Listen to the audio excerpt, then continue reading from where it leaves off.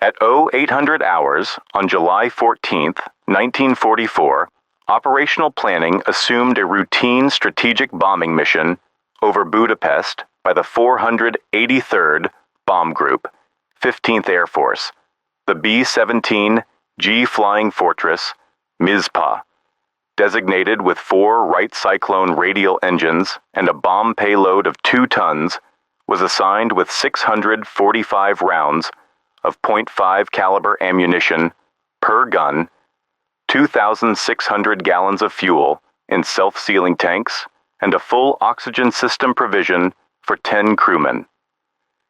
Each aspect of the fortress's load was tuned for maximum endurance and defensive firepower, aligned to a projected 9-hour sortie, supporting operational doctrine for deep penetration raids across enemy lines.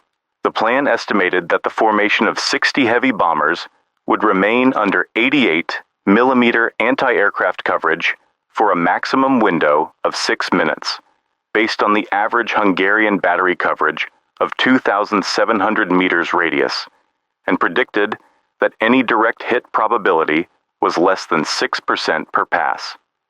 Planners accepted the loss of 1 or 2 bombers to operation as the upper statistical margin, correlating to a 3% expected mission casualty rate.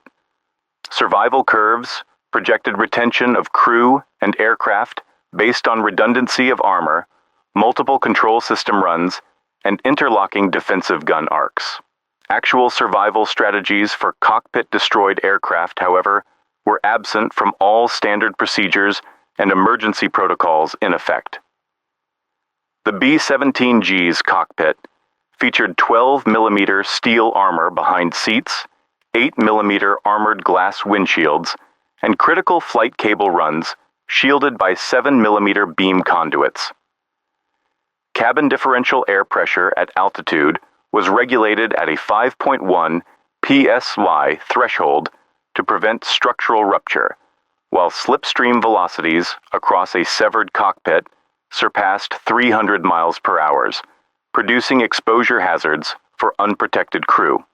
Control cable clusters for elevator, rudder, and aileron operation conventionally passed beneath armored floor housings, but were openly vulnerable to blast force if cockpit integrity failed. The loss of both main flight yokes and the instrument nacelle, by all engineering analysis, rendered the aircraft unflyable in any manual sense. 10 minutes after impact, the resource tally included full expenditure of 2,600 gallons of aviation fuel and 1,800 rounds of defensive ammunition with 2,000 meters lost in altitude.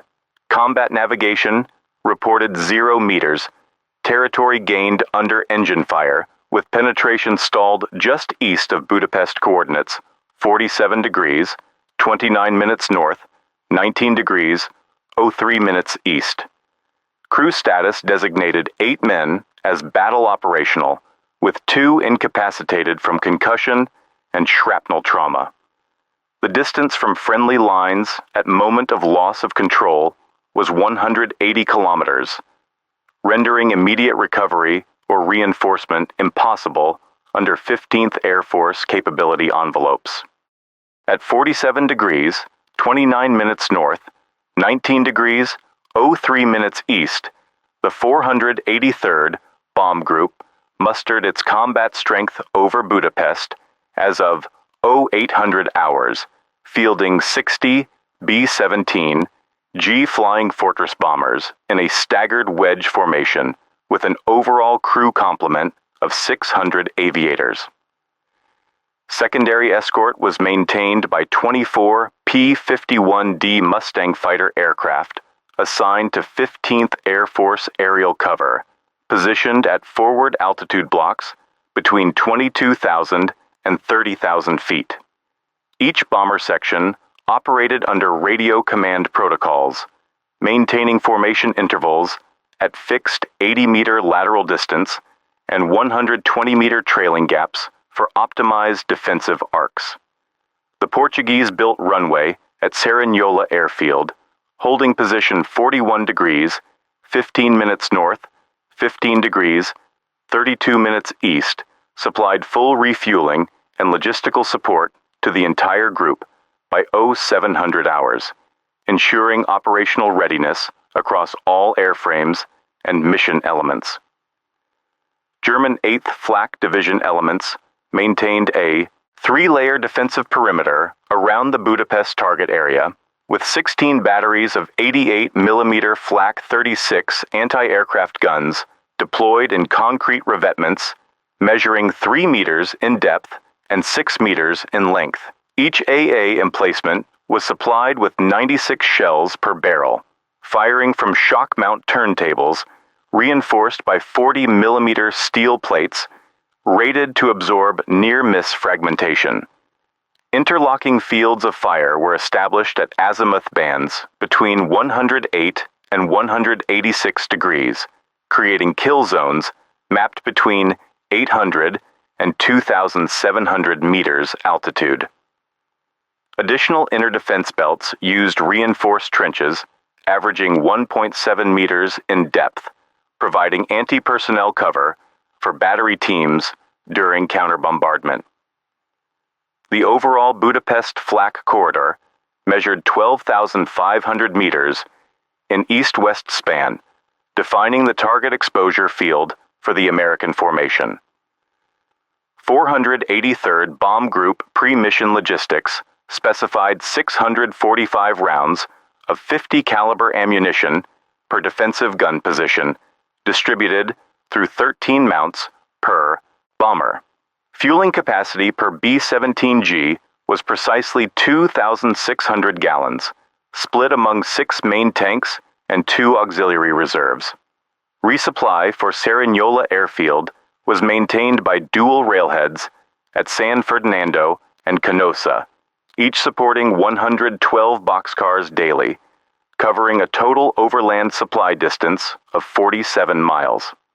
Redundancy protocols included a rolling stock of 5,800 gallons of avgas and 980 pounds of lubricating oil per refueling cycle, supported by quartermaster trucks staged at 350-yard intervals for rapid field distribution to flight lines.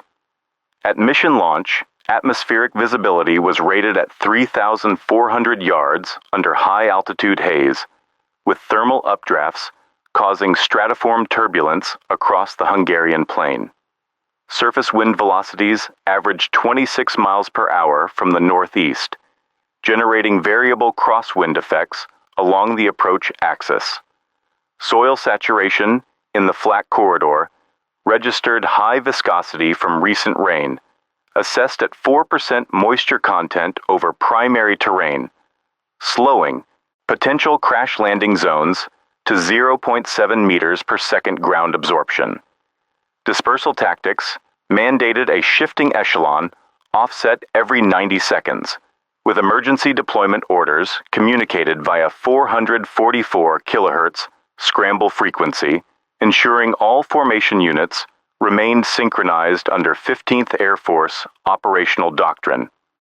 Contact with hostile forces was initiated at 08:17 hours, with the Mizpah's flight leader logging 2,400 meters from target, when the first 88mm Flak 36 shell detonated at canopy level. The port number 3 Wright Cyclone radial engine maintained 2,350 revolutions per minute at detonation. Lethal fragmentation demolished the forward instrument bulkhead and severed primary elevator and aileron cables. At airspeeds of 205 miles per hour and 65,000 pounds total weight with full bomb load, forward momentum threatened loss of all aerodynamic control. The initial rupture forced a rapid uncontrolled descent from 30,000 feet to 17,000 feet within 180 seconds, producing an immediate cabin depressurization event and shattering all glass assemblies within the upper flight deck. Enemy counterfire from adjacent AA batteries ramped to 22 rounds per minute per gun, with alternating high explosive and armor-piercing fragmentation payloads targeting the disintegrating leading edge of formation.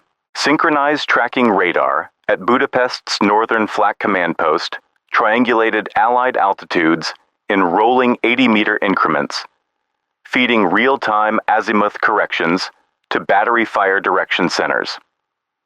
Electromagnetic interference from flak-bursting charges intermittently jammed SCR-522 VHF communication, forcing wingmen to revert to light signal transmissions for intra-squadron warning.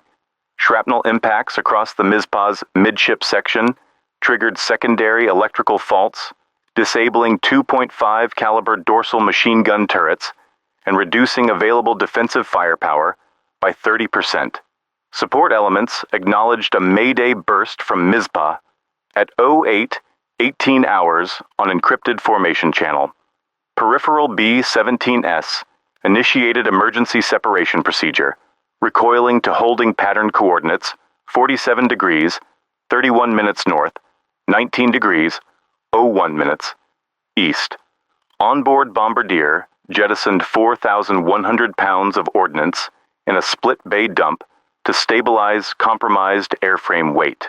Communications recorded 3 full transmissions before total radio blackout. Filing officer Thomas R. Olson, as acting navigator, relayed positional last fix 16 seconds after the second flak burst. P-51D Mustang fighters on left echelon requested forward support, but fuel states at 35% compelled withdrawal to secondary cover altitude. Artillery support from ground-based allies was geographically unfeasible given the 180-kilometer separation from nearest front lines. The crew's breaking point was registered over coordinates 47 degrees, 28 minutes, 51 seconds north, 19 degrees, 05 minutes, 15 seconds east after expending all forward ammunition, 645 rounds per operational gun mount, and total depletion of emergency hydraulic pressure reserves. Final status at that moment recorded 8 surviving personnel actively manipulating exposed rudder, elevator, and aileron control cables by manual force while wind speeds through the open cockpit exceeded 210 miles per hour.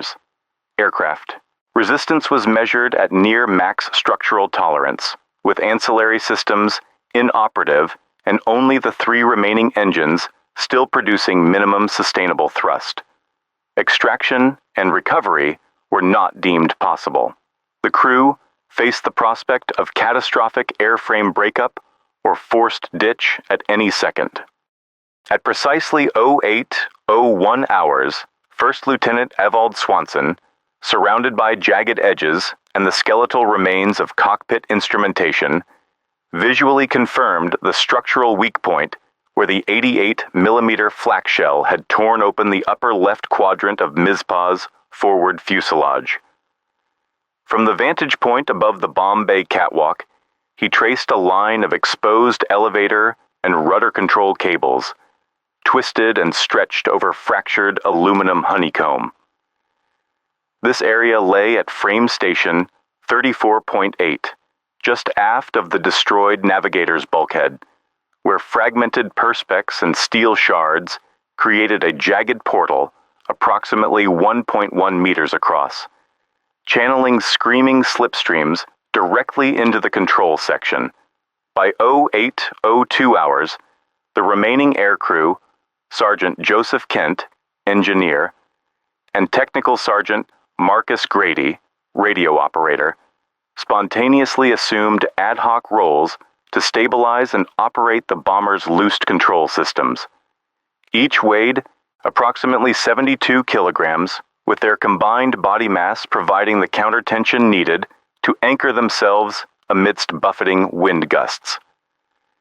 Sergeant Kent lashed the aileron cable around his aviation gloves, leveraging his 16-kilogram flak vest for extra grounding, while Technical Sergeant Grady braced against the exposed bomb bay girder, steadying the rudder cable in both hands. Their efforts transformed muscle power into a makeshift manual flight control mechanism over several critical seconds. During this process, external visibility fluctuated between 450 to 600 yards as coolant mist from the destroyed engine mixed with oxygen-rich, high-altitude vapor. In the span between 08:02 hours and 08:03 hours, the tail gunner noted the increase in formation drift as the nose's absence destabilized airflow. The German Focke-Wulf FW-190, circling at 800 yards, had a Salter retroverse, speed limits, Froli, 43 degrees per second, creating a narrow window of suppressive fire. Protection. This meant that the crippled Mizpah occupied a lethal gap in the bomber stream formation, exposed to enemy attack vectors. At 08:03 hours, Sergeant Kent improvised a field-expedient locking system by wedging the base of a flare pistol into the breech's forward spar, creating enough friction to prevent the split cable reel from unraveling. The 10-second commitment to this action was crucial. Any miscalculation in anchor pressure could have induced cascading cable slack and uncontrollable elevator flutter. Technical Sergeant Grady simultaneously connected a chemical signal flare to the exposed wires, generating a low-grade, magnesium-driven ignition, serving as a makeshift beacon in case of secondary electrical system failure, thus establishing minimal visual orientation for the remaining crew. At precisely 08:04 hours, as the crew finalized the cable lock and ignition installation, the physics of airflow through the breech changed abruptly. The rupture's jagged dimensions, now measured at 1.12 meters wide by 0.79 meters high, created a venturi effect, drawing air at approximately 94 meters per second through the gap. This forced slipstream compressed cabin pressure to 7.2 psi, sending high-velocity debris and instrument fragments toward the waste compartment. The immediate stabilization gave the crew their first viable chance of regaining limited directional control, setting in motion the desperate manual flight technique that would define survival for the next 10 minutes. The primary breaching tools at play in this context were not standard ordnance, but, by necessity, elements repurposed from the B-17G's own emergency crash hardware and surviving personal equipment. Sergeant Kent's use of the flare pistol, manufactured from precision-cast aluminum alloy with a tensile strength rated at 310 megapascals, provided stability to cable arrays under immense aerodynamic stress. Supplemental cable tension was applied by parachute harness webbing, stress-rated at 1,800 kilograms force, forming an improvised systems bridge across the severed cockpit void. The chemical signal flare, a Model AN-M8, introduced a magnesium-fueled ignition capable of burning at 1,200 degrees Celsius for 38 seconds, providing critical visual cues for mechanical linkage alignment. Structure reinforcement was limited by the total available emergency equipment mass, 6.3 kilograms, ensuring that all interventions remained below the immediate airframe load tolerance that could have otherwise induced further frame collapse.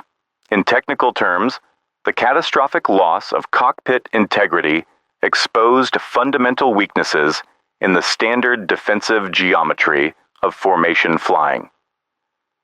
Interlocking fields of fire across the 60-bomber formation relied on each ship maintaining straight-line altitude and velocity. However, loss of the forward fuselage rendered the Mizpah vulnerable to direct approach from 17-degree frontal attack arcs, previously covered by nose armament.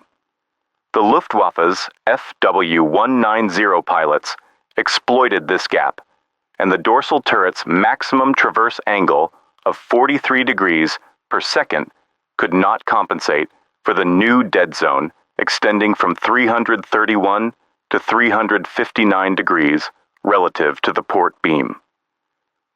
This expanded lethality window increased risk of concentrated enemy fire and reduced survivability for the crippled aircraft. The mechanics of internal damage control were governed by both human and material limits. With the original hydraulic elevator boosters destroyed, Sergeant Kent and Technical Sergeant Grady had to supply an average cable tension of 330 newtons per second to maintain pitch at neutral trim. The absence of powered assist increased the threat of fatigue, while slipstream turbulence amplified minor input errors. Partial restoration of pitch and yaw was achieved through iterative adjustments, cable tensioning, flare-based visual guides, and mechanical bracing over 230 seconds. All of these efforts leveraged the high friction coefficients of field-burnished aluminum and self-oxidizing magnesium alloys, allowing for improvised but effective secondary control pathways under persistent external stress. Though no dedicated explosive charges were present, the secondary effects of the sudden pressurization breach functioned analogously to the blast radius from a medium satchel charge. Instrument housing and armored glass fragments, ranging from 2 to 38 grams in mass, were propelled at velocities up to 109 meters per second, generating transient overpressure zones in the waist section measured at 1.73 to 2.14 psi above baseline. These microbursts of kinetic force expended most of their energy within the oxygen surplus environment, heightening the risk of flash fires and secondary structural delamination. Supplemental oxygen lines, constructed of rubberized fabric, rated to 1.5 atmospheres, proved vulnerable, but redundant supply tanks remained undamaged, preventing asphyxiation of the surviving crew. Continuous evidence of these evolving conditions was recorded on emergency shortwave sets, as confirmed by radio logs from Mizpah and Command Bomber 483rd Headquarters at 08:05 hours.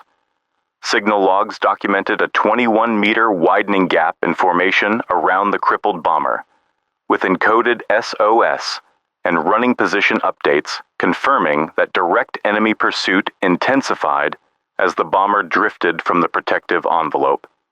These radio transmissions, authenticated by both ground triangulation and aerial relay, established that Mizpah's barely contained descent marked an ever-expanding corridor of vulnerability, shaping the tactical disposition for the next phase of the operation. The ensuing slope ascent, beginning at 08:06 hours, forced the crew to claw back altitude through entirely manual means.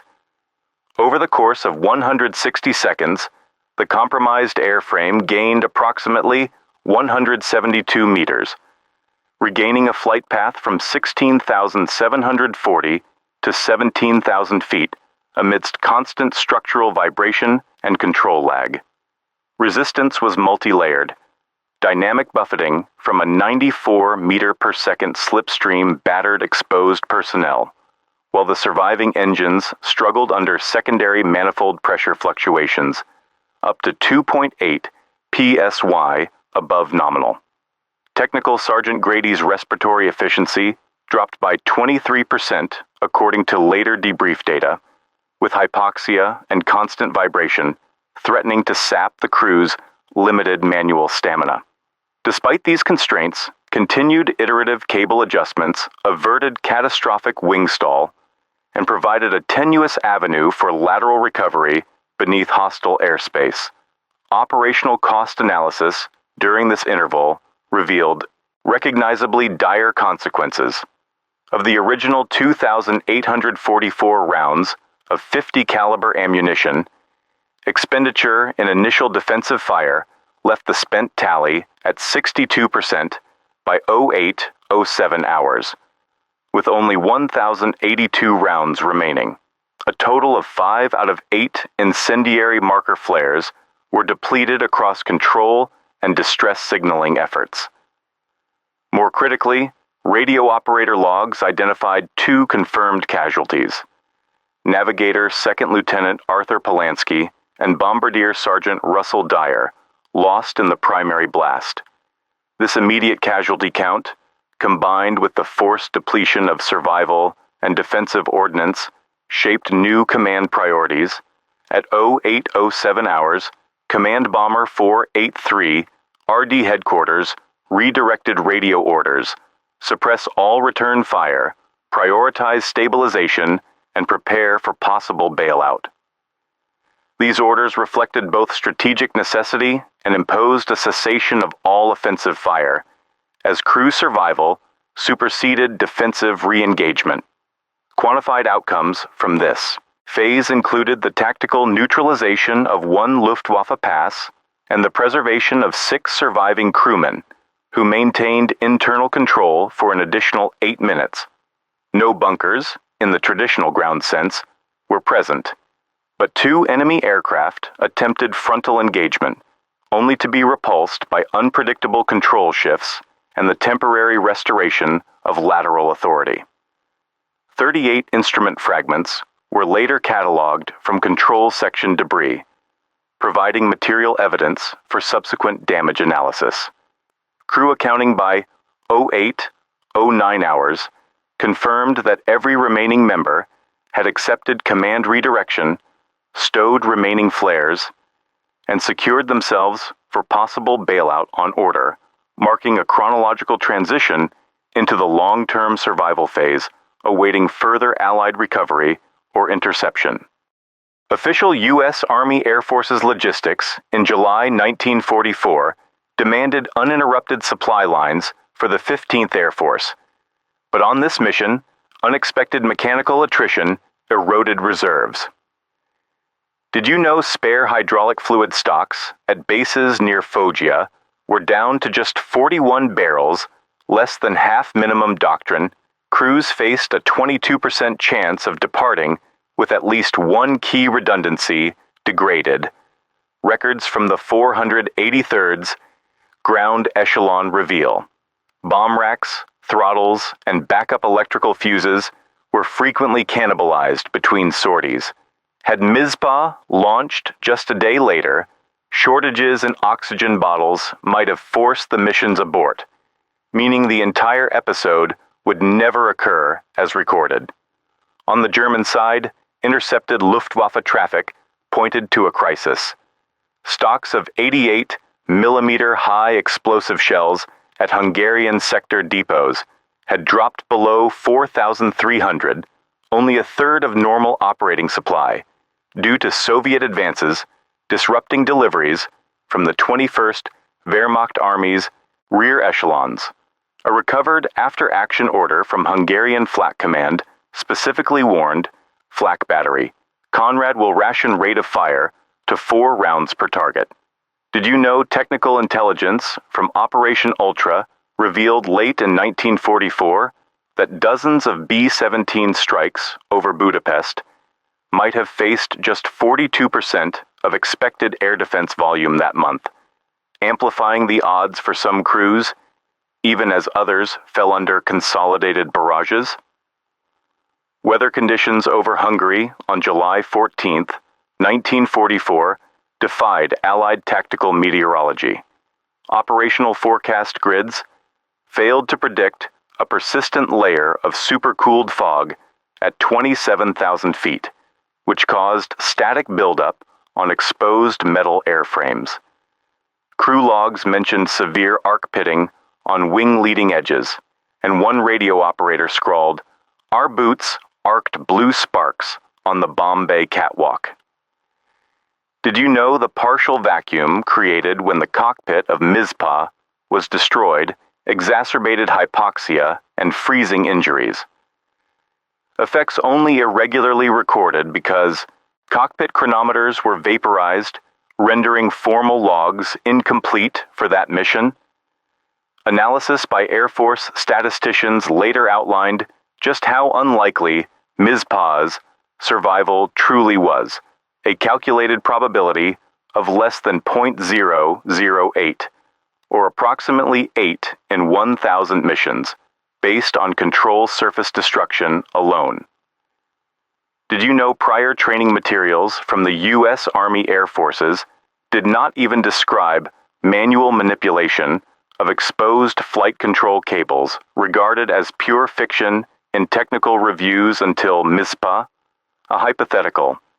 If just 17 grams more of shrapnel had severed a second cable, models predicted a 0.96 likelihood of total loss, altering not just one crew's fate, but potentially the entire doctrine for emergency B-17 escape. In immediate post-war histories from the late 1940s and 1950s, the official account of the Mizpah incident appeared as a sanitized anecdote in 15th Air Force, Combat Chronicles. Narrative focus lingered on the technical prowess of American bombers and the calm professionalism of their crews, with casualty figures rounded or omitted. Analysts favored a notion of near-total command discipline, referencing few personal names and elevating collective heroism. Official doctrine at the time described the incident as confirmation of robust crew training, glossing over irregularities, ignoring logistical gaps, and omitting any mention of material shortages or enemy supply constraints. It was not until declassifications in the 1970s and subsequent document releases in the 1990s that layers of obfuscation fell away. Mission intelligence files, including decoded Luftwaffe messages and incomplete cockpit logs, were cross-referenced against oral history tapes from the 483rd Bomb Group. These revisions revealed, for the first time, tangible shortages on both sides, non-standard crew improvisation and battlefield improvisation bordering on mutiny of technical guidelines. A former radar operator's recorded testimony from 1978 admitted, "We were flying blind and breaking every rule they drilled into us." This contrasted sharply with the earlier, mythicized retellings.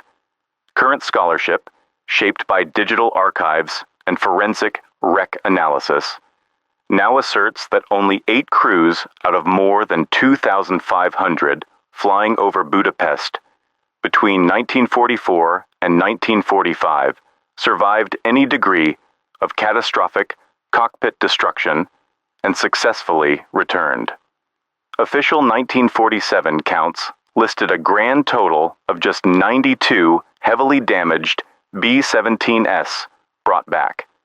Renewed research pushes the number down to 44 verifiable cases, after adjusting for duplicate entries and exaggerated claims.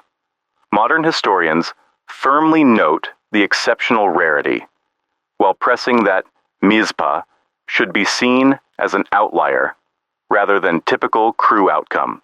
The Mizpah mission's most persistent tactical legacy is evident in the revised 1946 to 1947 Allied aircrew survival manuals and subsequent U.S. Air Force technical orders. Emergency sections were amended to include recommendations for visual cable routing, partial manual input, and non-standard crew assignments during catastrophic control lost direct results from crew debriefs. Later, even jet-age ejection procedures reference this 1944 incident as a paragon of decisive improvisation. As one training film states, ingenuity in extremis. Study the Mizpah for one day, your controls may be gone too. Before July 1944, First Lieutenant Ewald Swanson worked as a telegraph line installer in rural Minnesota, trading frozen palms for the sparking hiss of Morse transmitters.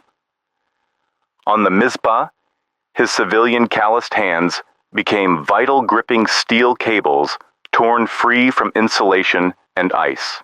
The man who once threaded copper between pine trees now found himself mouthing commands over the roar of wind, steering 48 tons with desperate improvisation.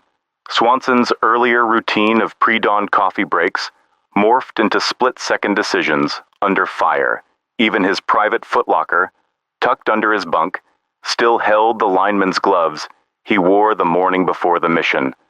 The aftermath on the flight deck defied any textbook. Survivors reported a clattering chorus wind, howling through the void where glass once rested, joining the metallic groan as severed panels shuddered. The stench of scorched electrical cable mingled with the dull reek of high explosive, spilled hydraulic fluid, and the faint cold sweetness of frozen breath. Crewmen recalled their uniforms stiffening with frost and sweat in equal measure.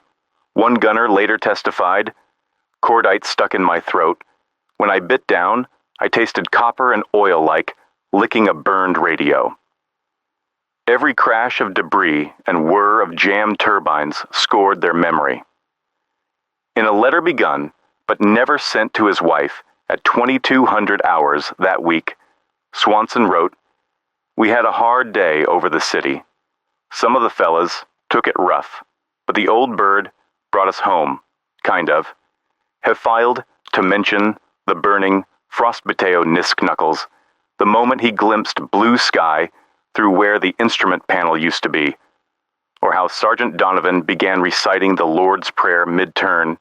Instead, Swanson closed simply, 'Tell Rose the tomatoes are ready.' Missing were all details of hauling cable by hand or the numb, iron taste of panic. The letter ended unfinished. Physical exhaustion set in like poison. According to debrief records, every man in Mizpah reported tremors and acute joint pain in the hours following landing wrist strength in Swanson's right hand, measured at less than 41% compared to baseline, due to sustained tension on the wire. Several crewmen failed grip tests, unable to hold utensils during chow at 1830 hours. For the next 48 hours, medics logged elevated pulse rates and shallow breathing, consistent with exposure, hypoxia, and extreme adrenaline depletion. One mechanic, reading Swanson's chart, muttered, "He's run farther today, sitting still, than the rest of us ever will." The immediate aftermath of the B-17G Mizpah crew's survival and recovery mission triggered a major tactical recalibration across the 15th Air Force's bombing campaign over Hungary. Within 48 hours of the incident, the 483rd Bomb Group, reinforced by elements of the 2nd and 97th Bomb Groups, executed renewed strike sorties against Budapest's marshalling yards and oil refineries.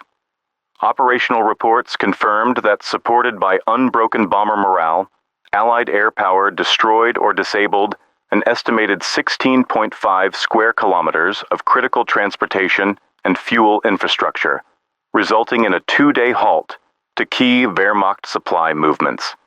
Enemy anti-aircraft batteries, previously emboldened, were forced into rapid relocation, weakening subsequent ground defenses throughout central Hungary.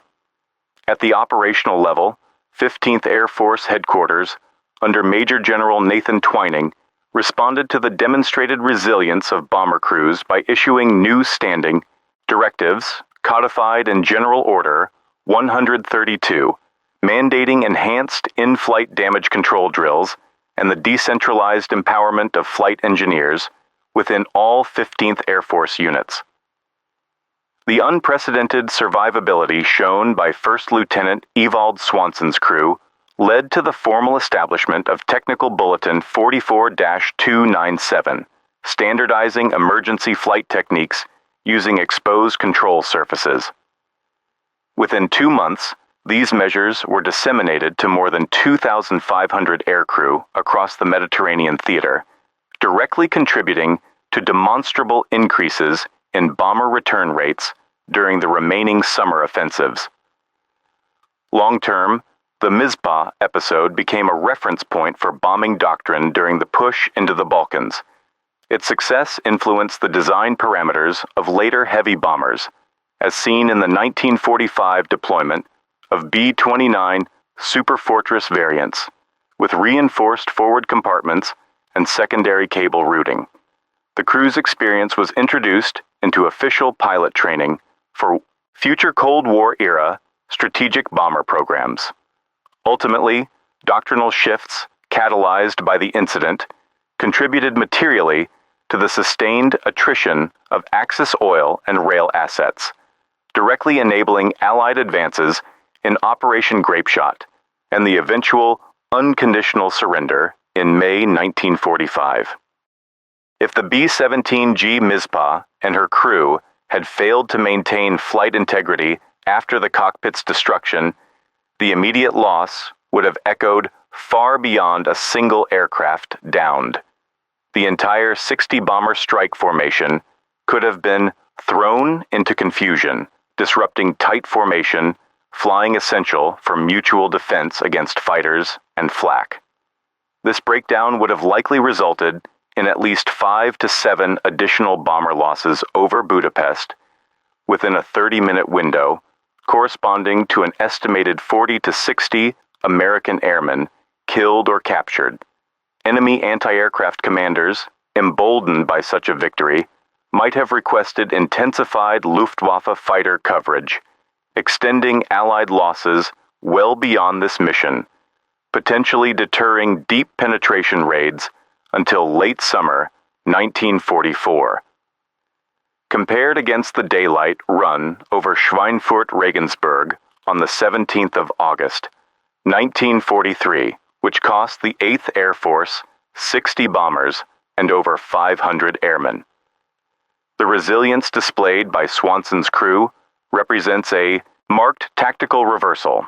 While Schweinfurt represented a nadir, exposing strategic vulnerabilities, the Budapest action demonstrated doctrinal evolution and the capacity for aircrew to improvise at the limits of survivability. Whereas the Schweinfurt raid forced a moratorium on deep raids until escort solutions arrived, the survival of Mizpah emboldened Allied planners to risk similar, impossible missions, shifting the operational calculus from caution to calculated risk. Modern military historians assess the episode as persistently underrated when compared to more publicized air battles. Archival records show minimal declassification until the late 1970s, and only niche aviation histories fully analyzed its operational and training implications. However, 21st century research by the Air Force Historical Research Agency and analysis in journals such as Air Power History confirm that its direct influence on damage control doctrine and crew survivability was substantial. Few events so concisely illustrate the intersection of technical improvisation and strategic consequence within the Allied victory narrative. Following the cessation of hostilities, the 483rd Bomb Group was officially inactivated on September 25, 1945, at Pisa, Italy.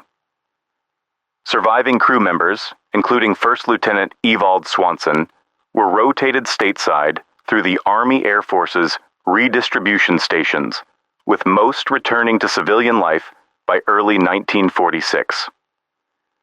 The 15th Air Force itself was reorganized and reassigned to Strategic Air Command in March 1946. The remaining assets of the Mizpah, the fuselage, and damaged engines were scrapped at the Gioia del Colle salvage yard, marking the end of the bomber's operational lineage.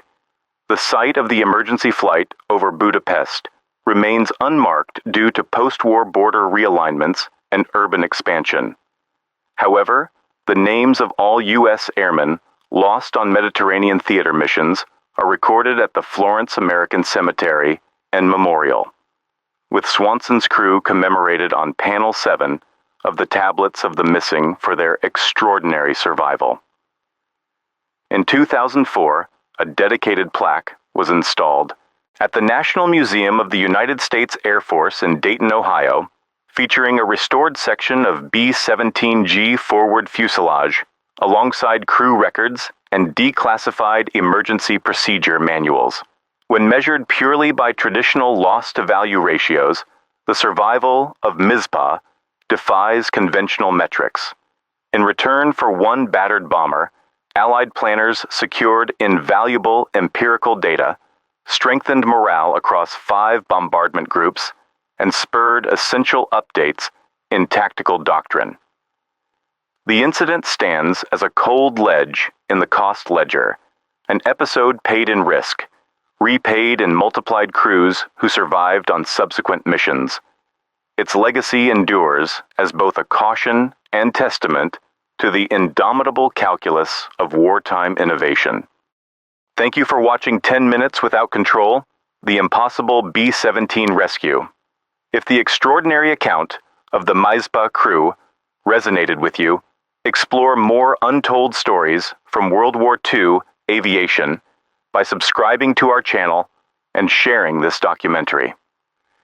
For additional resources, in-depth interviews, and primary documents, visit our website linked below. Your engagement ensures critical chapters of history are preserved and remembered. Join us as we continue to uncover the courage and complexity behind every mission.